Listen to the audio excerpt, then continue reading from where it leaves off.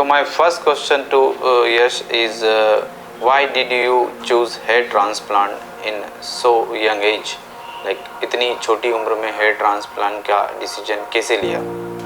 Okay so as I am youth right now and you know what, आप जब college में जाते हो तो आप देखते हो कि लाइक आप सब लोग अच्छे दिखते हैं आपको, और यू नो व्हाट, आप कभी कभी अपने अंदर खामियां ढूंढने लग जाते हो, और सबसे बड़ी खामी आपको दिखती है आपके फेस के साथ कि यार जो मैं जिस चीज के लिए मतलब ऐसा होता है ना, सबसे पहली जो चीज देखी जाती है वो फेस ही होता है, और अगर आपका वही अच्छा नहीं है बाय डिफॉल्ट आपके हेयर्स के कारण, तो फिर आप अंदर और ज्यादा आपका कॉन्फिडेंस लेवल डाउन हो जाता है। सबसे पहली बात मेरे साथ तो यही हुआ था, लाइक ड्यूरिंग माय प्रेजेंटेशंस मैं अच्छा नहीं कर पा रहा था, बहुत सारी दिक्कतें मेरे साथ हुई थी after graduation when I during my interviews they ask me some question and like I feel nervous at the time. So ये सारी चीजें मेरे साथ पहले बहुत हुई है।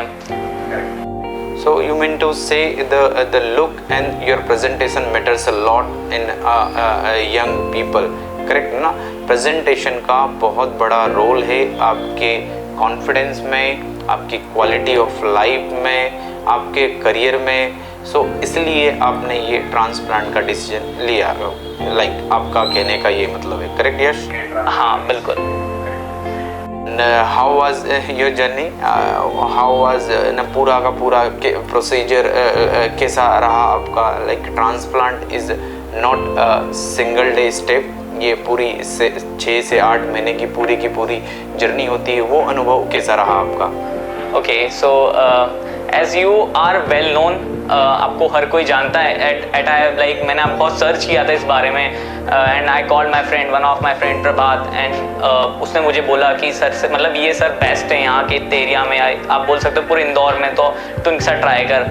फिर I like you guided me very well. जब मैं पहली बार आया सर ने भैया ने मुझे बोला कि आपको ज़रूरत भी नहीं है, यू नो व्हाट, ये बहुत ऑनेस्टली मुझे ऑनेस्ट लगा कि यार आपको जरूरत नहीं है, मतलब वो चाहते तो मुझे बोल सकते थे कि तू हेयर ट्रांसप्लांट कर ले, मैं तो उनके लिए एक तरह से कस्टमर था ना, उनका प्राइम कस्टमर था कि भाई ये तो टारगेट है, पर उन्होंने मुझसे बोला कि नहीं आप मत कराओ अभी।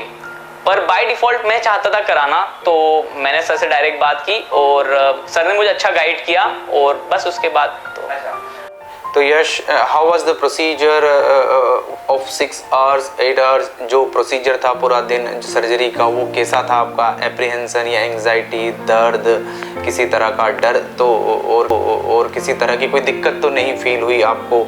वो जो 6 से 8 घंटे का पूरा दिन का हमारा पूरा ट्रांसप्लांट का प्रोसीजर था। You know what, it was quite smooth, मतलब स्टार्टिंग में 1 घंटा लगा थोड़ा सा, फिर सर ने जो कंफर्टेबल किया, मतलब उसका कोई मैं बोल नहीं सकता कुछ भी कि लाइक पता ही नहीं चला 6-7 घंटे मुझे वहाँ लेटे लेटे कब निकल गए। हाँ आखिरी के 1-2 घंटे पता चलते हैं, बाकी विद इन दैट 2 और 3 आवर्स आपको बिल्कुल पता नहीं चलेंगे, 4-5 आवर्स नहीं पता चला आपके साथ। Was your experience after the procedure, जो दिन भर का जो प्रोसीजर था 6-8 घंटे के बाद का जो फॉलोअप वाला, कंसल्टेशन वाला, दवाई वाला, वो जो पूरी ग्रोथ हुई अपने 6 से 8 महीने में, उसका कैसा अनुभव था आपका? क्लिनिक और स्टाफ के साथ कोई समस्या तो नहीं आई, या कुछ आप बीच में परेशान हुए बालों की ग्रोथ को लेकर, ऐसा कुछ फील हुआ आपको? कोई दवाई से समस्या या कोई दवाई लेनी पड़ी आपको प्रोसीजर के बाद, उसके बारे में बताइए। As per after the hair transplant, sir again guided me very well. They gave me lots of good medicine related to my hair. Like सबसे पहले तो मैंने जितना उनसे कंसल्ट किया, मैंने उनको बोला कि सर इस दवाई से मुझे इशू है, तो उन्होंने बिल्कुल उसको मना कर दिया कि मत लो, कोई दिक्कत नहीं है। वो मुझे बड़ा अच्छा लगा, क्योंकि यही चीज़ मैं पहले एक डॉक्टर को भी बताता था, और वो सिर्फ और सिर्फ परसेंटेज बढ़ाते जा रहे थे, उनको परवाह नहीं थी कि मैं क्या मुझे मेरी हेल्थ पे क्या इशू हो रहा है उसका। पर मैंने जैसे ही सर को कुछ भी बताता सर उसे बंद करवा देते थे। अपडेट्स अच्छे लिए मेरे, जब भी मैं उनको कॉल करता था कि हाँ ठीक है आ जाओ, वो हमेशा मतलब साथ रहे, एक तरह से फील आया, फैमिली वाला फील आया। तो इस पूरे इंटरव्यू का और ये पूरे वीडियो का ये मेरा ये मोटो है बोलने का कि hair transplant is not a single day procedure. ये पूरा का पूरा जो प्रोसीजर, पूरी एक लंबी जर्नी है, लाइक 6 से 8 महीने का पूरा प्रोसीजर होता है। ये ऐसा नहीं है कि एक दिन आपने सर्जरी कराई और आप चले गए, फिर कोई फॉलोअप नहीं, कोई बात नहीं। तो अगर आपका प्रोग्रेसिव एलोपेशिया है या प्रोग्रेसिव बाल्डनेस है, तो आपके पीछे वाले बाल चले जाएंगे और again you will feel after 3 years आपको ऐसा लगेगा कि मेरे तो ये जो हेयर ट्रांसप्लांट कराने का कोई मतलब नहीं निकला। तो मेरा ये है कि ये पूरा का पूरा जो प्रोसीजर है, ये 6 से 8 महीने का पूरा प्रोसीजर है, सिंगल डे का प्रोसीजर नहीं है। नहीं है, ये बिल्कुल नहीं है। You take care of your transplant as well, मतलब आपको आपके जो बचे हुए हेयर से, like if you are youth, like you are in your 20s, तो आपको इसका बहुत ध्यान रखना पड़ेगा। बहुत बड़ा चैलेंज है ये।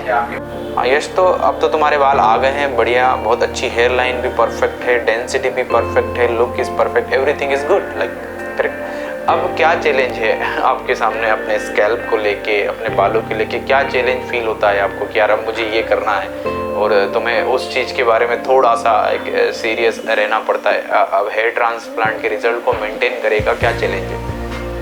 ओके, सो अब ये चैलेंज है कि आगे के बाल तो हो गए हैं बिल्कुल परफेक्ट एज पर सर, पर अब क्या हो रहा है, पीछे की थिनिंग हो रही है, धीरे धीरे बढ़ रहे हैं, तो मुझे उसे बचाने के लिए मेडिकेशन लेना पड़ेगा। अपने मैक्सिमम कंसल्टेशन में यंग लोगों को हमेशा ये समझाता हूँ, जो 20s में है, 30s में है, कि आप हेयर ट्रांसप्लांट कराने के बाद भी आपको सीरियसली अपने हेयर फॉल को लेना पड़ेगा, वरना आपके बाल वापस चले जाएंगे, एक नहीं तो 3-4 साल के बाद चले जाएंगे, और पीछे से जो जहाँ ट्रांसप्लांट नहीं किया वो खाली हो जाएगा।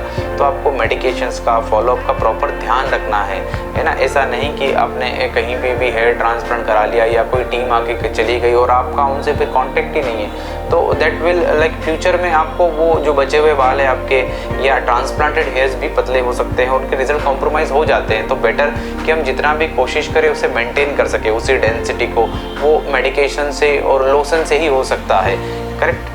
तो ये यंग लोगों को खास ध्यान देना चाहिए, क्योंकि प्रोग्रेसिव बाल्डनेस में आते हैं तो प्रोग्रेशन बना रहता है, उस प्रोग्रेशन को स्लो डाउन करना पड़ता है मेडिकेशन से, लोशन से, या any procedure like plasma therapy.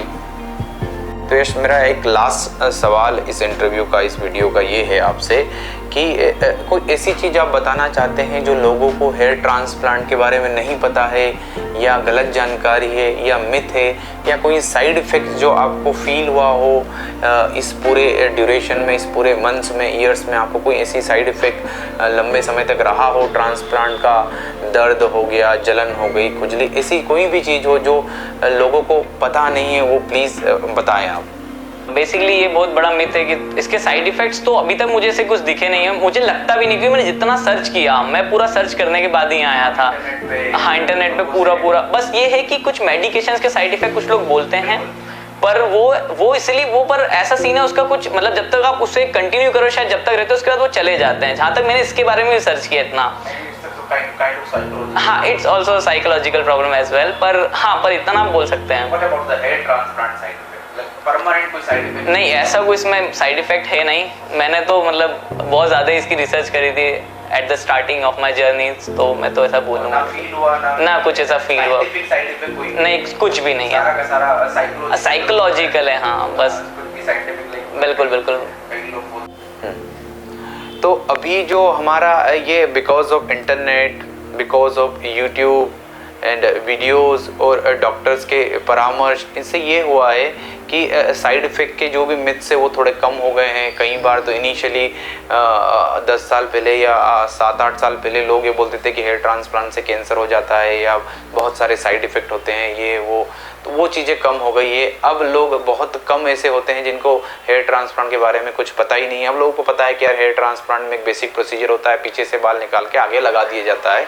Side effect का मिथ कम हुआ है बिकॉज ऑफ अच्छे अवेयरनेस वीडियोज़ आ गए हैं, साइंटिफिक बातें होने लगी है, तो वो तो डेफिनेटली कम हुआ है। Because like as you told me during our session of the hair transplant, आपने मुझे बोला था कि anaesthesia, overdose of the anaesthesia से दिक्कत होती, राइट?